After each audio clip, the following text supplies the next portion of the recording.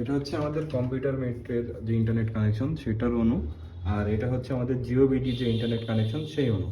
ধরুন কোনো একটা ইন্টারনেট বন্ধ হয়ে গেল, এখন কিভাবে বুঝবেন? এখানে রাউটারও কিন্তু আমরা লিখে দিয়েছি আলাদা, এটা কম্পিউটার মেট, এটা জিও বিডি।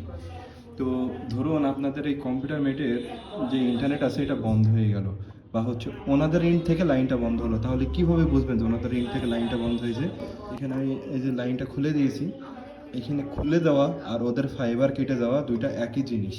তো যদি ওনাদের ফাইবার কেটে যায়, এই যে দেখবেন এখানে এই যে লাল লাইট এখানে জ্বলতেছে, এটা যদি জ্বলে তাহলে আপনাকে কম্পিউটার মেটের যে হটলাইন নাম্বার আছে সেই নাম্বারে কল করে ওদের সাথে সমাধান নিতে হবে, এবং এটা সমাধান হতে কতক্ষণ সময় লাগবে সেটা ওদের জিজ্ঞেস করতে হবে। আমি এটা চালু করে দিচ্ছি। তো এখানে আমি চালু করে দিয়েছি, দেখুন এখানে যে সবুজ জ্বলতেছে, এখন আর ওই যে লাল বাতি নাই, তার মানে কম্পিউটার মেটার ইন্টারনেট চালু আছে। এরপর যদি আমি যে জিও বিডিটার কথা বলি, এখানে দেখতে পাচ্ছেন লাইন ওকে আছে, তিনটাই সবুজ বাতি জ্বলতেছে। তো আমি এখানে আপনার ওদের তার যদি কেটে যায় এইরকম এই যে লাল বাতি এইটাতে এরকম জ্বলতে থাকবে, তার মানে এইটা আপনাকে জিও বিডির হটলাইনে কল করে ওদের সাথে সমাধান নিতে হবে।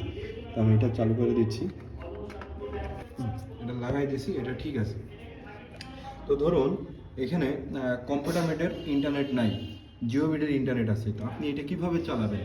এই যে এখানে রাউটার কম্পিউটার মেটের ইন্টারনেট, এখানে দেখবেন শেষের তিনটা কেবল এই রাউটারে লাগানো আছে। এখন এই রাউটারে যদি ইন্টারনেট না থাকে তাহলে এই তিনটা কেবল খুলে আপনি নিচের রাউটারের পিছনের তিনটা কেবল লাগাই দেবেন, তাহলে কি হবে? আপনার টোটাল সিস্টেম এই যে জিও বিডির রাউটারে চলতে শুরু করে দেবে।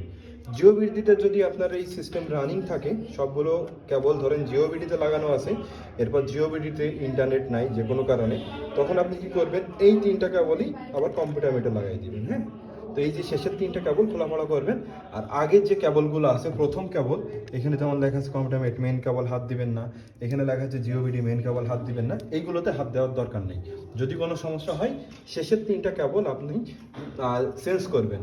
আর এই যে এই কালারের একটা কেবল আছে, এটা হচ্ছে বসের ফ্ল্যাটের, যদি কম্পিউটার মেটে ইন্টারনেট না থাকে তাহলে বসের ফ্ল্যাটে লাগাই দিবেন। এক কথায় শেষের চারটা কেবল, এটা যদি এখানে লাগাই দিই শেষের চারটা কেবল, এই শেষের চারটা কেবল এই রাউটারে রাখবেন, যদি এই রাউটারে ইন্টারনেট না থাকে তাহলে নিচের রাউটারে রাখবেন। এইভাবে আপনারা চেঞ্জ করে নিতে পারবেন। আশা করি ইন্টারনেটে কোনো সমস্যা হবে না।